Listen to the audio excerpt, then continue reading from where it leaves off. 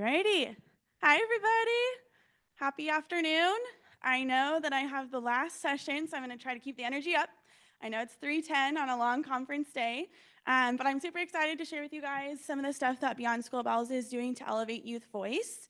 Very specifically, we're going to talk about high school staff, but we do have a couple other ways that we involve youth voice.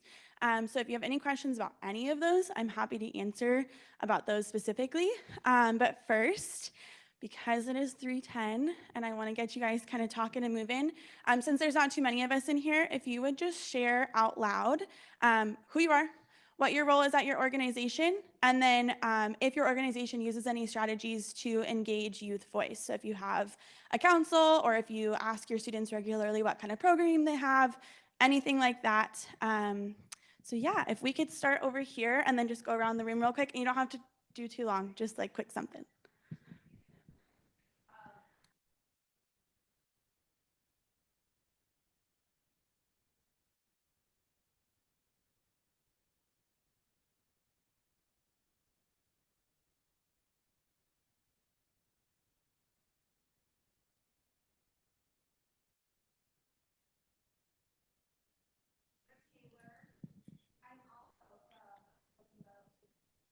Awesome. Cool. Awesome.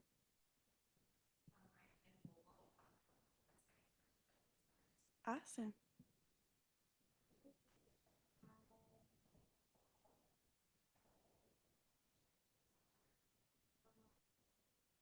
Oh, sweet. Okay, so I'll recruit you by the end of today.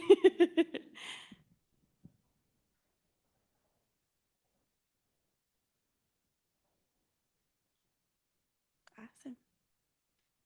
You can go to this table.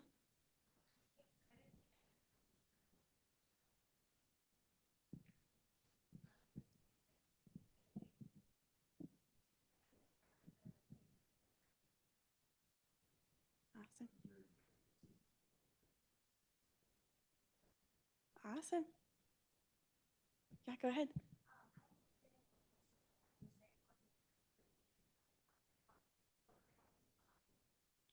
Awesome.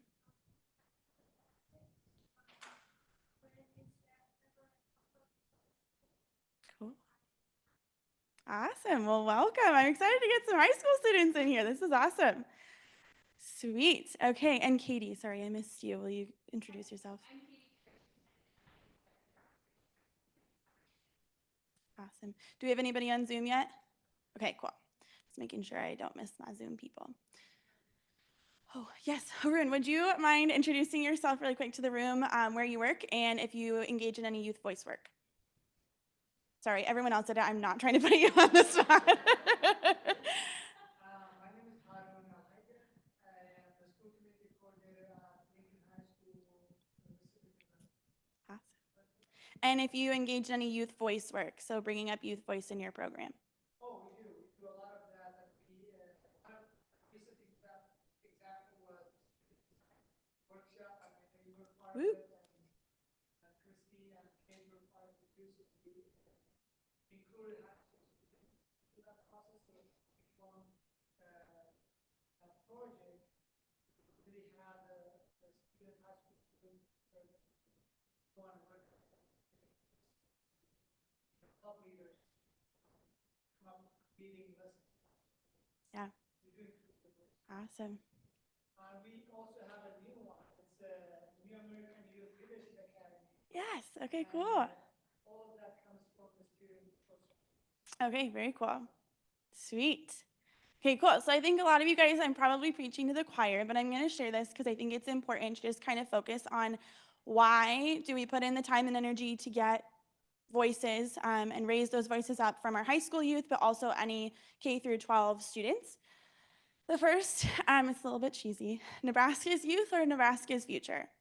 Like that is the reality. The professionals who work right now, in the future, those professionals will be our current students. And so we really want to try to raise up their voices, put some energy into those youth, and really give them leadership positions now so that they can help us in our future and Nebraska's future. Raising youth voice gives youth a sense of pride and purpose in their program. This is something that I think is so powerful and so true, at least from what I've seen. If you tell a young person, hey, I want your input on this, or hey, help me create this, they want that to succeed. So if they're coming to your program and they say, hey, I want an engineering club, and then you give them an engineering club and they get to be a part of that process, they're going to want all of their friends to go to that engineering club. So it really gets some excitement and gets them to take some ownership over that really cool idea and help your program thrive, really. Bring fresh, new, and relevant ideas to the table. Especially high school youth, they are much closer in age to our kindergartners than our professional staff are. And so if we ask our high school youth, hey, what would you want to see in this program? They might have ideas that are much more similar to what our kindergartners would want to see in that program. They're going to bring ideas that are new and fresh. Maybe we've never heard of them before. And so it's just like a good way to keep your program relevant, keep it thriving, keep it going. High school and college students have the near peer advantage as staff. I don't know if you guys have all seen this firsthand, but like watching a new high school staff walk into the room and like pick up a basketball and be like, we're gonna do this game today. Like those kiddos are in awe of that high school staff because they're like, oh, that's so cool. That's one of the older kids. Like I'm gonna be an older kid one day, and they want to engage in that activity. Um, and then the last thing, high school and college staff in our programs may become full-time staff or advocates for after school in the future. So a lot of our high school staff might say, hey, I want to go into education. I want to go into child services, something where they get to help kids in the future. But even if they don't go into those future careers, they are going to advocate for after school if they had a positive experience in after school themselves. So if they felt like it was a valuable place, it was a place where they felt heard, it was a place that they really cared about and they wanted to see succeed, when they go and become policymakers or they go and become business owners, like they're going to want to give back to their community and back to their after school program. So it's really just a win-win-win. It's really exciting to me. I love seeing like high schoolers realize that they have the potential to like change something in their program, and it really gets them excited about their program all over again. So really briefly, I want to touch on the spectrum that Beyond School Bells have. So I'm going to mostly talk about our Youth Leadership Council today, and that's kind of what I had Katie pass out to you. But there are other things that we do. So any of these things, if you're interested, please let me know. The first thing is youth brainstorming sheets. These are some really fun worksheets where students will fill out what they want to see in their after school program in a very visual way. So they get to say, I want to see sports. I want to go on field trips. I want to have STEM something. And so it allows you to kind of pull even your kindergartners, your first graders, your second graders, by having them draw pictures of what they want in their after school program. And then when you make those changes, you can say, hey, I heard you, I saw you, we're implementing those changes because of what you said. We have an informational session on October 10th that Stephanie Vadnais is leading with Beyond School Bells. If you guys are interested in that, let me know and I can get you her information. I can show you guys the packets. It's really cool stuff. We did it once. It was a hit. Students really loved it, so we're going to do that again this year. Second thing is design studios. So Harun actually touched on that very briefly. Design studios are basically a way for us to design curriculum using high school and college students. So we say, hey, high school students, hey, college students, we have an idea. We want STEM programming, but we know that like we might not have the most relevant ideas for STEM programming, or we might not have the best ideas for hands-on programming. We want your input. And so what we'll do is we lead a week-long experience, we pay the students to be there, and we say, give us your ideas. Let's formulate together. Let's teach you how to lesson plan, teach you what a unit of a lesson might look like, and then let you plug in that unit what you think would be valuable and powerful and cool. So that's a really fun one. If you have questions about that, also let me know. I love our design studios. Kate and Christy and Harun also probably have now like grown to love the design studios. It's a really cool process and a really fun way to see your high school and college students realize that like they can have an impact on their program and they can take their ideas and teach it to kiddos. Okay, so the thing that I will be talking about today the most is our Youth Leadership Council. So this is open to grades 9 through 12. The whole purpose is to elevate high school staff voice on a statewide level. So what we do is I lead the group. We have high school staff from all different places, so Broken Bow is one of them, and we bring them together on Zoom and lead activities and lessons and have them kind of tell us like, how's your program looking? Can we share this across the board? We provide professional development opportunities. I'll get into that a little bit more, but we do basically say like, we want the students to bring their ideas and their voices, but a lot of students have said they also want to learn something from it. They want to go away from this experience having learned, here's how I can deal with difficult behaviors, or here's how I might start building relationships with my students. So I incorporate those into some of our meetings.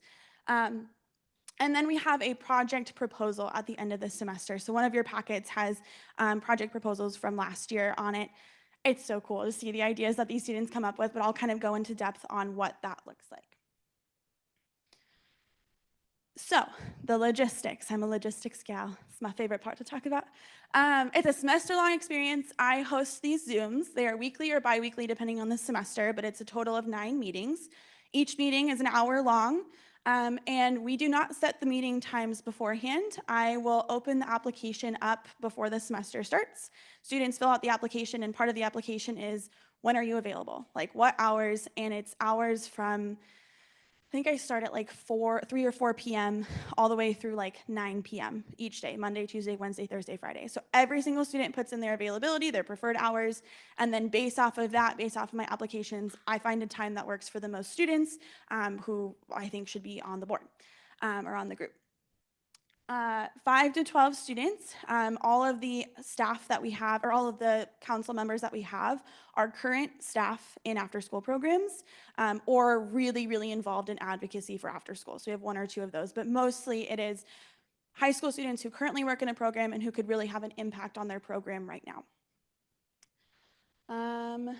And they are selected through an online application. I don't have a whole lot of information about that application right now, but I can give you more if you'd like it. It's not in the slides, but it's pretty easy. It's pretty simple. It's just kind of answer a couple questions about yourself. What's your availability look like?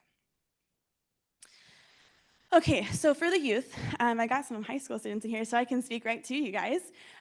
So you'd be committing to 9 Zoom meetings throughout the semester. They're an hour long, cameras are on, we're talking, we're engaging. It's not like you sit there and you get lectured at, we're having discussion. It's pretty fun, I think.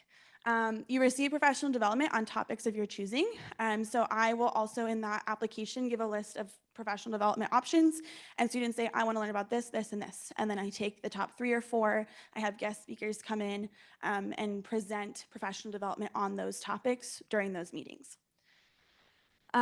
You learn from other students and select guest speakers. I love the learning from other students pieces. I think you all can probably attest as like program coordinators or directors, when you meet with another program coordinator or director and you hear their idea that like might totally work in your program, you're like, yes, I didn't have to come up with that idea on my own. I got to just like hear it from somebody else and I get to take it and run with it. So that's the really cool thing about this is high school students get to do the same thing. So last week we had a meeting. One of my high school students mentioned that her director sends out a weekly newsletter every Sunday to all of her staff. And she just says, here's what's up. Here's what's happening this week. Here's who's in, here's who's out, here's what activities we're doing. And she's like, it's the nicest thing because I always know what's going on. And like 3 of the other students were like, your director does what? Like, I need to talk to my director. I need to get this up and running. Like, this is really cool and this would be really helpful for me. So that's a really cool piece of it. Then brainstorm and plan YLC projects to contribute to their programs. So this is really kind of the bulk of the time that we spend. We go throughout the semester. Each meeting, we work piece by piece, so it's almost all during these meetings. It's not a lot of outside of these meeting homework time situation, where we basically say, hey, students, like you work in your programs, maybe you even were in your programs as kiddos, like what things does your program do amazing? You can see every single time you do it, kiddos light up, the directors love it, the staff love it. Like what is the like knockout awesome things that are going on in your program? List those all out, just anything that you can think about. Second column is what things can be better? What do you feel like you're just like hitting your head against the wall? Why don't we do this differently? And it's such an easy fix. Like, why can't we do this? And so they kind of brainstorm both of those things. And then we say, okay, how would you, with support of your program director or your program coordinator or whoever that might be, somebody who can champion with you, how might you change this if it's a problem that you want to address? Or how could you capitalize or promote what you already do really well? So maybe you already have kids going outside all the time and they love it and you want to put that into more of your activities. How can you have a discussion with the staff about, hey, each activity we need to have a 5-minute outside, run around, get your wiggles out type of thing. And then the last thing, students get paid. We're big believers in students being paid for their time. We value you guys. We think the work that you do is important, so we need to pay you. So it's a $250 stipend from Beyond School Bells for completing the experience. That's basically for the time that you put in. So it's basically for 9 hours. You get about $50, which is not too bad. Okay, so this is the timeline that we currently have. This is something that I kind of want to get feedback from you all on as directors, as students. We've noticed that there might be some problems with this timeline, and so I want to get feedback on it. So for the fall, I recruit in early July.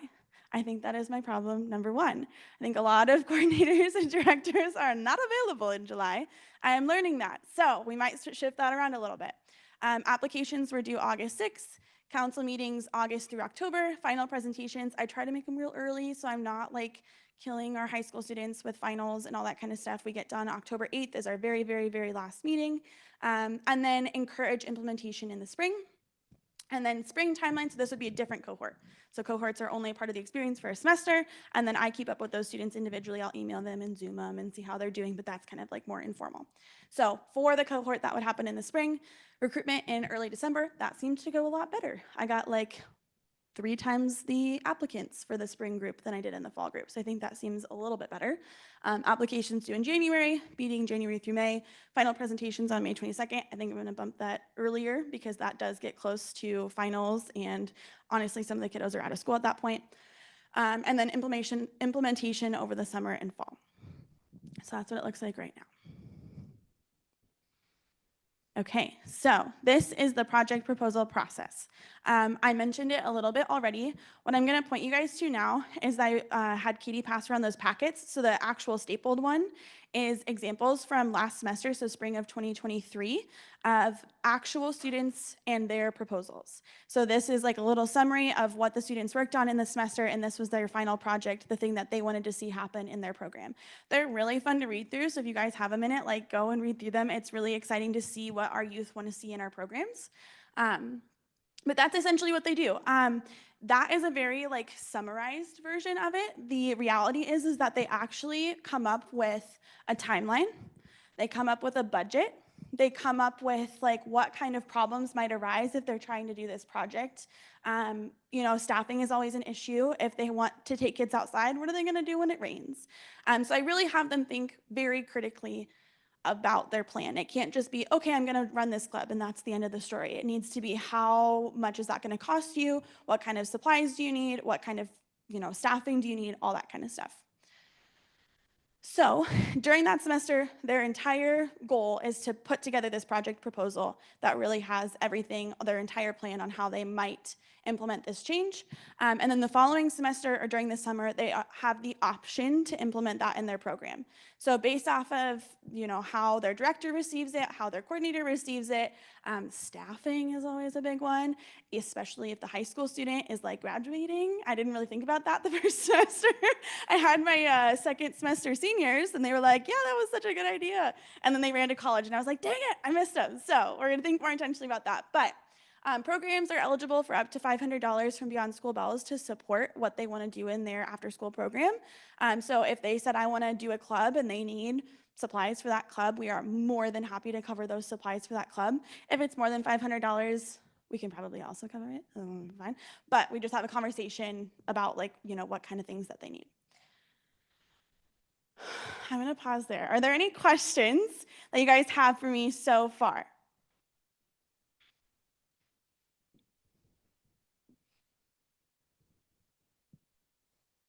Go for it. Heck yeah. Heck yeah. I would love that. Yep. Other questions? Okay. I'm gonna keep going. So now I'm just gonna brag on my students. Rylan's group, please take a picture of Rylan and send it to him. Yay, Rylan, he was awesome. So this is a spotlight for one of the projects that we had last semester. Rylan is from Broken Bow, and his topic was professional development. So his little mini blurb hopes to capitalize on the enthusiasm that the close-knit group of staff at Super Kids Club, Inc. have for working with kids by adding to and strengthening their existing professional development opportunities for all staff. How freaking cool. This student, high school student, said, hey, Like, we all love being here. All the staff really care about each other. We care about our students, but we need more training. We need to have more conversations. And so he brought this to his director, and his director was like, heck yeah, we can do that. Like, I like that idea. And so they, I believe, are implementing it this summer into the school year, all that good stuff. So that was a really cool success story from Rylan. The second one I'm going to highlight is Brenna from North Platte. She wanted to see more STEM activities in her elementary school programs. And her idea was basically to go to the high school, find other high school students who love science, maybe in forensics, maybe in technology courses, something like that, and basically bribe them with like extra credit or gift cards or something to come and volunteer at the after school program and just bring one activity. Just say, hey, high school student, come with me for a day. We're going to have a fun activity. We're going to do it with the kids and then let them do their own thing. And her hope was A, bring some cool STEM stuff to their students, B, make sure that these elementary school students know what amazing, cool STEM classes are available in high school, and C, maybe recruit a couple of those high school students who really enjoyed that experience to now work in the North Platte After School program. So it was a really cool project. I know she's still working on it. I have to catch up with her because I'm really excited to see how that one turns out. Okay, and then the last one I want to talk about is Nini from Mitchell. Her story was really cool to me because she lives in a small town, but she doesn't live on a farm. She's not usually around animals. And so her experience growing up was in Mitchell, she was always around livestock and animals all the time, and she didn't know how to interact with them. She was like, I don't know what that cow's doing, and I don't know if I'm safe around this cow. And so she was just like really nervous around these animals. And so as a high school student, she was like, I want to teach the other kiddos in Mitchell who are nervous around animals, like how can I interact with these animals in a safe way? And so her whole idea is to have an animal safety club. And so she's going to have local farmers bring in their cows and their horses and their goats and whatever, and just have them interact and teach them about what these animals do and that they're like, can be dangerous if you don't know how to hang out with them, but also they can be really fun to hang out with. And it was a really fun contrast because one of my other students in Mitchell, during one of our Youth Leadership Council meetings, had a goat on screen with her. She was in her room and she had an indoor goat. And I was like, see, there's a discrepancy here in Mitchell. And some of these kiddos need some training and others could do that training. So that was just like a fun little anecdote. It's a weird one. I was like, wait, what's going on in the background of that screen? Okay, so this is feedback that we have gotten from the spring cohort. I think I already mentioned this, but spring was the first time we successfully launched this. We tried in the fall of last year, didn't get enough student applications. Spring, we got plenty, it was great. We had a group, and then this fall is our second semester of actually running the program. So obviously we're in the middle of that. So this is the only one I have to pull data from, but good data, I would like to say. So 82% of YLC members feel more confident taking a leadership role in their program. Just by meeting 9 times, 9 hours in total, just talking about things that they wanted to see change in their program, they now feel more confident taking a leadership role in their program.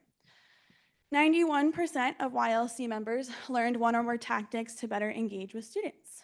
So that was through, I actually thought on my feet about the professional development. Originally, it wasn't really in there. And some of the students were like, this is cool and all, but like, how do I hang out with kids? And I was like, oh, okay, we gotta like take a couple steps back. Let's talk about that first. And so I got a couple people to come in and they were like, this is awesome. I feel like I've learned a lot about working with kids. And then 100% of them would recommend membership on YLC to a friend. And that one just makes me smile. It's very awesome. So any other former YLC members hopefully can continue to recruit with me. But I think it's just a good experience, and I think that shows it. And then just 2 feel-good quotes, because I love these. Meeting a group of driven students who care about their students and students' families was very beneficial. I learned new tactics I can incorporate into my program. And this helped me stay motivated to make a change. So I think it's really just like powerful to see that high school students really care about their students, the students that they work with in their programs. High school students really care about seeing a change for the better in their program and continuing to work with it. And I think it's just really important that we give them that voice and we give them that power and that opportunity to say, hey, I can make this change in my program. I think that kind of shows it. Okay, so the last thing before we're going to go to questions. Doing pretty good on time. Okay. Our current fall 2023 cohort, like I mentioned, there were lower application numbers. Silly me. I tried to recruit in July. I have learned my mistake, and I will not do that again. But all like even that being said, I have a really, really wonderful, great group of students on the council. We have 5 members this semester. All 5 are senior girls, which was like kind of weird and random. But it's kind of cool because they've got this like cohort feeling of like we're all in this together. We're all in our senior year. We all still care about like helping out in our programs, and it's just like a really good energy. Based on feedback, I've added more professional development and guest speakers into the schedule this semester. So like I said, last semester was kind of like an ad lib, like, ooh, okay, we're good. Christy was one of them. I was like, can someone please talk to my students for a couple minutes? So now I actually have that kind of built into the curriculum. And then, yeah, all of our members are seniors, which one thing to kind of think about with that too is their projects will have to take place next semester if they want to implement them. That's one thing that I've kind of started to consider is if we are just brainstorming the project during our meetings and I'm expecting them to do something afterwards, they need to have time to do that thing afterwards. So really making sure that those seniors are ready, feel good, and if they really want to implement it and have the energy about it, that they can do that the next semester. Okay. So I would love your thoughts and your feedback. First, if you have any questions for me, and then secondly, because many of you guys are program directors or coordinators or even high school students yourselves, what do you like about the council? What could be improved? And where could this go in the future? So I'm talking like anything. If you're like, Lauren, scrap it all. It needs to be like a summer camp for a week every year. Like, you know, things like that. Anything that you feel like could help this experience for students in your schedules and all that kind of stuff, I am all ears.